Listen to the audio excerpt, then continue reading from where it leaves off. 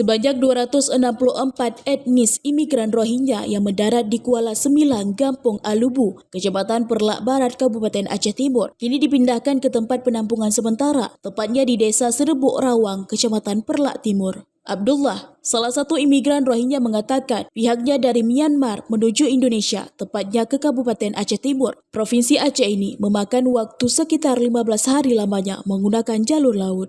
Menurutnya, sebelum berlabuh ke pantai Aceh Timur, pihaknya berencana ke India, Thailand, dan Malaysia, namun ditolak oleh 3 otoritas negara tersebut, sehingga mereka memutuskan mendarat ke pantai Aceh Timur. Selama di laut, mereka mengaku juga dibantu bekal makanan dan minuman seadanya dari beberapa otoritas negara tersebut. Perjalanan sampai di Indonesia, dari Myanmar sampai di Indonesia udah 15 hari. Habis itu sebelum Indonesia adalah beberapa kapal, ada kata orang ini ada India, pemerintah India, ada juga kapal pemerintah Thailand, ada juga kapal pemerintah di Malaysia punya.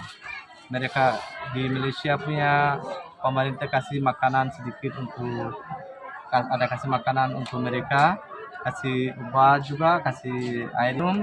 Habis itu mereka pakai kapal orang ini, tarik dia lepaskan tengah laut. Habis itu mereka baru sampai di Indonesia.